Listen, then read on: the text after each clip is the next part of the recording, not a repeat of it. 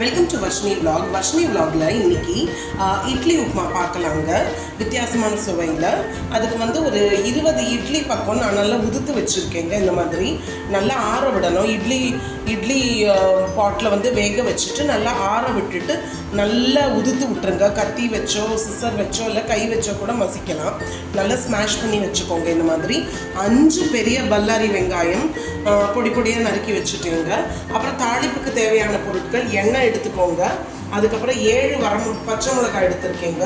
Slit பண்ணி வச்சுருக்கேன். இந்த பச்சை மிளகாய் வந்து நடுவில் இப்படி கீரல் போட்டு வச்சுருக்கேங்க.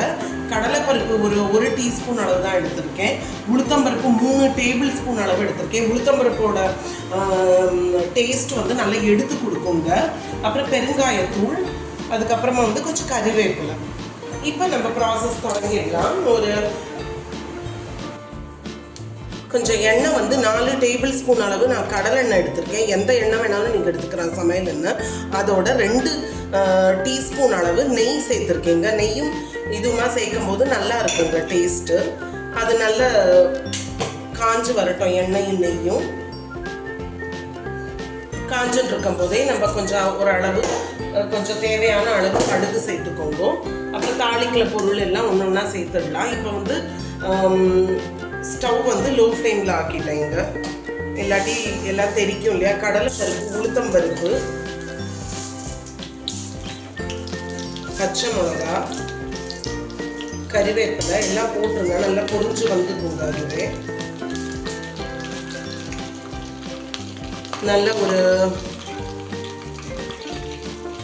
8 பிஞ்ச் அளவு நான் வந்து பெருங்காயத்தூள் சேர்த்துட்டேங்க.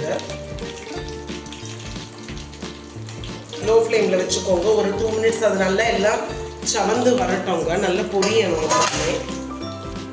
ஒரு 2 மினிட்ஸ் ஆயிடுச்சுங்க. லைட்டாக சவக்க தொடங்கிடுச்சு. இந்த ஸ்டேஜில் நம்ம நறுக்கி வச்சுருக்கிற பல்லாரியை சேர்த்துடலாங்க. 5 பெரிய வெங்காயம் பொடி பொடியாக நறுக்கணும் இல்லையா, அதை வந்து சேர்த்துடலாங்க.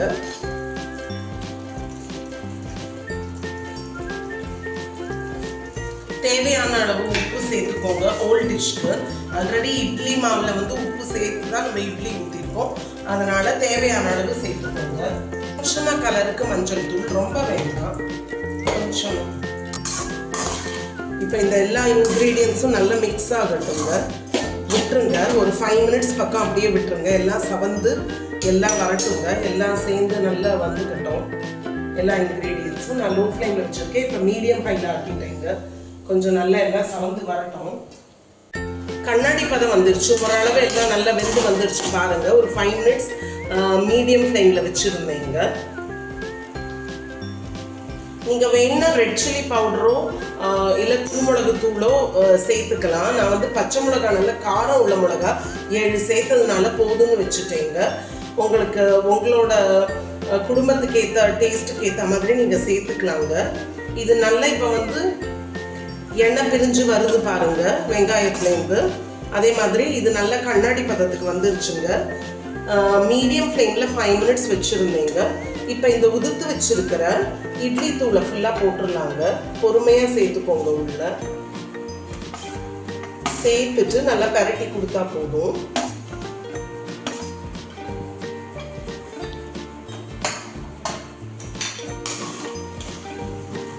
நம்ம பிரெட் உப்புமாலாம் பண்ணுவோம் இல்லையா, அதே மாதிரி தான் இந்த ப்ராசஸ் வச்சுட்டு நம்ம பிரெட்லேயும் செய்யலாங்க. விருப்பம் உள்ளவங்க கேரட்டு, தக்காளி இதெல்லாம் கூட சேர்த்துக்கலாம். பட்டாணிலாம் கூட. நான் வெறும் வெங்காயம் மட்டும்தான் சேர்த்துருக்கேன். உங்களுக்கு இன்னும் வெஜிடபிள்ஸ் சேர்க்கணும்னா பீன்ஸ், கேரட்டு, தக்காளி, கார்ன் அந்த மாதிரி சேர்த்து செய்யலாங்க. ஹெல்த்தியாக இருக்கும், நல்லா ஃபில்லிங்காகவும் இருக்கும். ஈவினிங் டீ டைம் ஸ்நாக்ஸாக கூட இட்லி காலையில் செஞ்சது லெஃப்ட் ஓவர் ஆகிடுச்சுன்னா ஈவினிங் டீ டைம் ஸ்நாக்ஸுக்கு கூட இப்படி பண்ணிக்கலாங்க.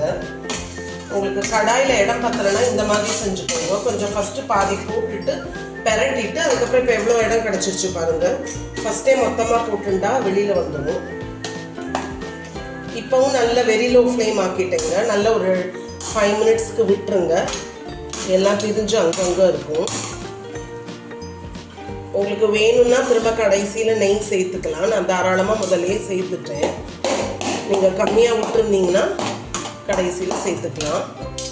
இது ஒரு 4 பேர் சாப்பிட்ற அளவுக்கு உள்ள செஞ்சுருக்கேங்க அளவு. நல்ல லோ ஃப்ளேமில் வச்சாச்சு. இப்போ ஒரு 10 மினிட்ஸ் அப்படியே இருக்கட்டும், அதுக்கப்புறம் காமிக்கிறேங்க ரெடி ஆன அப்புறம். ரெடி ஆகிடுச்சு பாருங்கள். ஒரு 10 மினிட்ஸ் வந்து வெரி லோ ஃப்ளேமில் வச்சுருந்தேங்க. அப்புறம் பெரட்டி போட்டேன் இடையில வந்துட்டு, ஏன்னாக்கா அடி பிடிச்சிடக்கூடாதுன்னு. நல்லா சூப்பராக ரெடி ஆகிடுச்சு பாருங்கள் இட்லி உப்புமா. இதே மாதிரி செஞ்சு பாருங்கள், ஃபேமிலியோட என்ஜாய் பண்ணுங்க. கொஞ்சம் அடிபாகம்லாம் ரோஸ்ட் மாதிரி கூட வந்திருக்கு பாருங்கள், ப்ரௌனிஷாக. நல்லா ஃபில்லிங்காகவும் இருக்கும். லெஃப்ட் ஓவர் இட்லிஸை யூஸ் பண்ண மாதிரியும் இருக்கும்.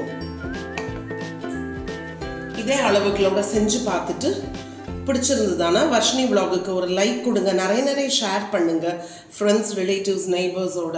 கமெண்ட் பண்ணுங்கள் கண்டிப்பாக. சப்ஸ்கிரைப் பண்ணி வச்சுக்கோங்க. தேங்க்ஸ் ஃபார் வாட்சிங். இன்னொரு குக்கிங் வீடியோ ரெசிபியில் பார்க்கலாங்க.